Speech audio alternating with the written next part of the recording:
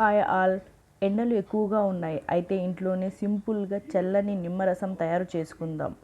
దానికి కావలసినవి నిమ్మకాయలు, చక్కెర, తగినంత నీళ్ళు. నిమ్మరసం వల్ల చాలా ఉపయోగాలు ఉన్నాయి.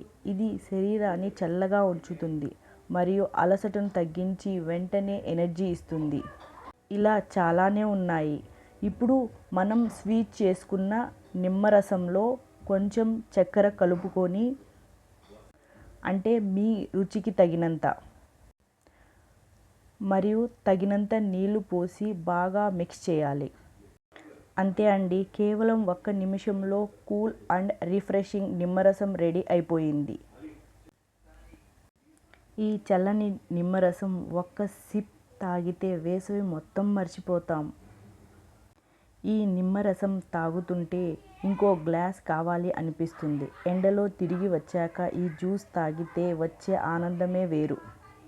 ఈ నిమ్మరసం చూస్తుంటే మా అమ్మ గుర్తుకొస్తుంది. అప్పట్లో నాకు ఈ జ్యూస్ని ఇచ్చేది. సో మీరు కూడా తప్పకుండా ఇలా ట్రై చేయండి. ఇలాంటి సింపుల్ రెసిపీ కోసం మా ఛానల్ని ఫాలో చేయండి.